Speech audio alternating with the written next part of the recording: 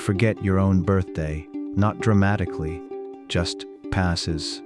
Someone mentions it later and you feel that quiet embarrassment. Dull click inside, like you misplaced something minor that belonged to you.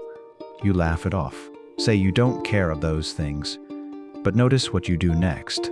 You grab your phone the second a conversation pauses, pretending to check something important, because standing there with nothing to offer feels exposed. You ask, "Need anything?" Again, even after they said no, because the silence or refusal feels heavier than being unnecessary.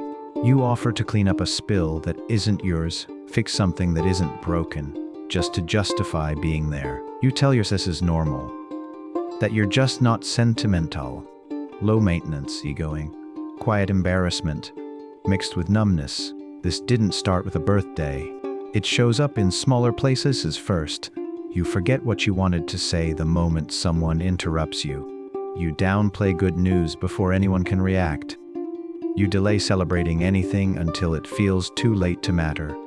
And slowly, almost politely, you learn not to mark yourself. No dates, no milestones, no attention drawn, because attention feels like risk.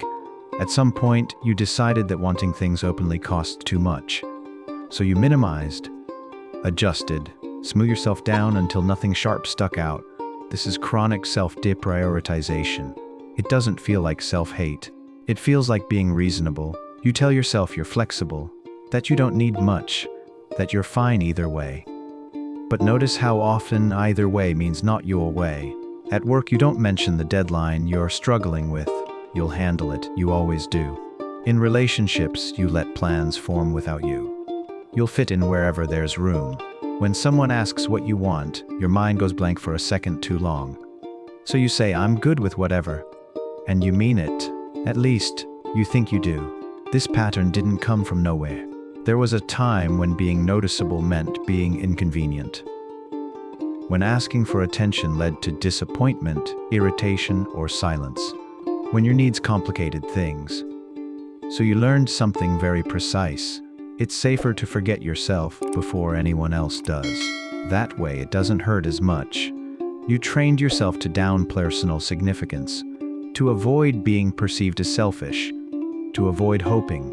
This is internalized self-neglect, disguises itself as maturity, as independence, as strength. You don't make a fuss. You don't expect anything. You don't assume anyone will remember, and because you don't assume it, they often don't. Not because they don't care, but because you taught them how to treat you. You didn't ask to be remembered, so no one practiced remembering you. This is where the real question starts to form, not out loud, not all at once.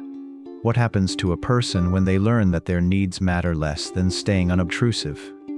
The answer isn't dramatic. It's quiet. You stop registering disappointment when people forget things about you. You tell yourself it was silly to expect otherwise.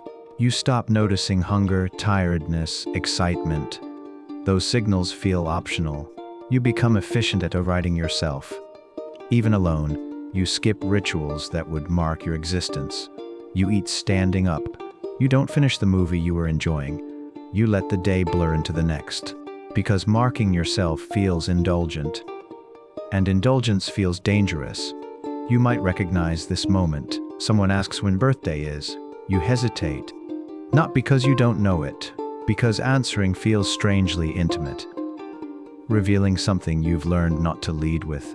So you shrug, say it doesn't matter, but it does something to you. Every time you forget yourself on purpose, something inside takes note, just quietly.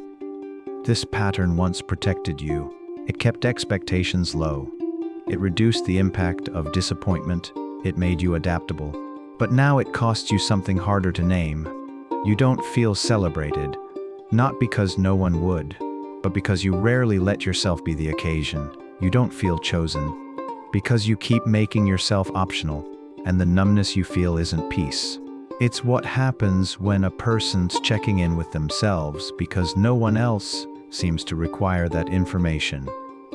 You may think this is just your personality, that you're not that kind of person, that birthdays are childish, that attention makes you uncomfortable.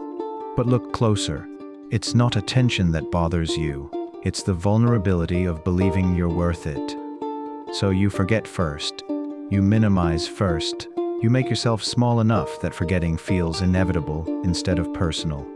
This isn't carelessness, it's conditioning, a learned response to an environment where your significance felt negotiable. And now, even when the environment changes and stays, you still erase gently. Still act surprised when someone notices you. This recognition isn't meant to fix anything, just sit there, heavy, accurate. Because forgetting yourself wasn't a flaw, it was something you learned to do to stay safe.